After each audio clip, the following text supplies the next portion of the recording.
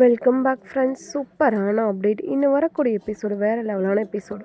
குடும்பத்தோடு போய் ஜெயிலில் உட்காந்துருக்காங்க. தங்கமயிலோட பிரச்சனை பெரும் பிரச்சனையாக போயிட்டுருக்கு. இன்னும் தான் தங்கமயிலோட அம்மா என்ன தான் சொல்லி சமாளித்தாலுமே இன்னும் தங்கமயிலோட அம்மா மாட்டிக்காமல் தப்பிக்கவே முடியாது சொல்லி சொல்லலாம். ஏன்னா அந்த வகையில் பார்த்தீங்கன்னா இப்போ குடும்பத்தில் இருக்க எல்லா உதவியும் கைது செஞ்சுட்டு போனதை பற்றி மீனாவுக்கு தெரிய வந்துடுது. மீனாவுக்கும் செந்திலுக்கும் தெரிய வந்துடும். ஆனால் மீனா செந்தில் இவங்களுக்குலாம் பிரச்சனைக்கு மேலே பிரச்சனை தான் அப்படின்னு சொல்லிட்டு ஒரு பக்கம் யோசிக்கிறார். ஆனால் பார்த்தீங்கன்னா மீனா இருந்துக்கிட்டு எப்படி இதெல்லாம் நடக்கும், தங்கம்மையோட அம்மா இவ்வளோ தூரம் கேவலமாக நடந்துப்பாங்க, அது மட்டும் இல்லாமல் மாமா அத்தையை கூட கொண்டு போய் உள்ளே வைக்கிறாங்க, அரசு என்ன பண்ணா அப்படின்னு சொல்லி ஒவ்வொருத்தங்க மேலே இருக்க ஒவ்வொரு தான் யோசிச்சுக்கிட்டே இருக்காங்க. அப்படின்னு பார்த்து பார்த்தீங்கன்னா மீனாவுக்கு இது யோசனை தோணுதுக்கு வேகமாக ஜெயிலுக்கு வராங்க. ஜெயிலுக்கு வந்ததுக்கப்புறம் நீ யாருமான்னு கேட்கும்போது நான் இந்த வீட்டு மருமக அப்படின்னு சொல்லும்போது நீ எதுக்குமா இங்கே வந்திருக்க அப்படின்னு சொல்லும்போது இல்லை என்ன ஆச்சு மாமா, என்ன ஆச்சு என்ன ஆச்சு ராஜு அப்படின்னு சொல்லி எல்லாம் கேட்குறாங்க. மீனா இது மாதிரிக்கா இது மாதிரி பொய் கேஸ் போட்டு நாங்கள் வரதட்சணை கேட்குறோம்னு சொல்லி மாமா வரதட்சணை கேட்குறேன்னு சொல்லி தங்கம்மையோட அம்மா பொய் கேஸ் போட்டு இப்பெல்லாம் பண்ணியிருக்காங்கக்கா, நாங்கள் என்னக்கா பண்ணுறது அப்படின்னு சொல்லும்போது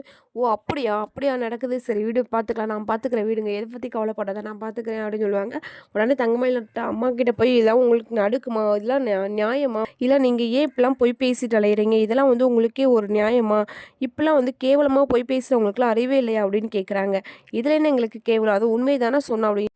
எங்கள் மாமாவும் அத்தையும் உங்கள்கிட்ட வரதட்சணை கேட்டாங்களா, ஏன் கேட்காதெல்லாம் கேட்டேன்னு சொல்லி போய் சொல்கிறீங்க, ஏன் இப்படிலாம் கொடுமைப்படுத்துறீங்கன்னு சொல்லும்போது இது உனக்கு தேவையில்லாத விஷயம் மீனா உன் பேர் இதில் அடிபடாமல் இருந்தாலும் நீ தப்பிச்சு போயிடும் அப்படின்னு சொல்கிறாங்க. என்னை பார்த்து இப்படி சொல்கிறீங்க, நான் எங்கள் மாமாவும் எங்கள் அத்தையை நான் வெளியில் கொண்டு போக மாட்டேன் அப்படின்னு சொல்கிறாங்க. போலீஸ் உடனே உனக்கு என்னம்மா இங்கே வேலை, நீ கிளம்ப, உன் பேரில் கம்ப்ளைண்ட் கொடுத்துருக்காங்களாமா சொல்லும்போது இல்லை கம்ப்ளைண்ட் கொடுக்கலன்னு சொல்லிட்டு நேராக மீனா அந்த எவிடன்ஸ், அதாவது ஏற்கனவே பேசின எவிடன்ஸ் ஃபோனில் ரெக்கார்ட் பண்ணி வச்சுருப்பாங்க.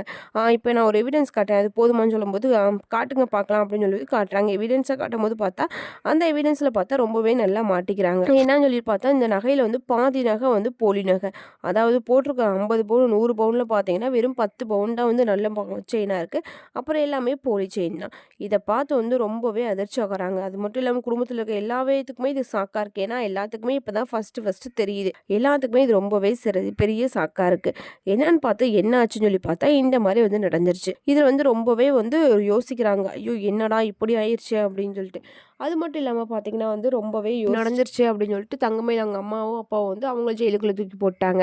அதுக்கப்புறம் பார்த்தீங்கன்னா தங்கமயில் வந்துக்கிட்டு என்னை மன்னிச்சிருங்க, இனிமேல் எந்த தப்பும் பண்ண மாட்டேன்னு சொல்லும்போது இல்லை நீ யாரோ நான் யாரோ இன்னைக்கே எல்லாமே முடிவு தெரிஞ்சுட்டு போயிடணும்னு சொல்லிட்டு ஒரு பக்கம் சத்தா சரவணன் முடிவு எடுத்துட்டாரு. அடுத்து தங்கமயிலை பற்றி சாப்டர் க்ளோஸ் தான். இன்னும் வரக்கூடிய எபிசோடு வேறு லெவலான எபிசோடாக இருக்க போகுது ஃப்ரெண்ட்ஸ்.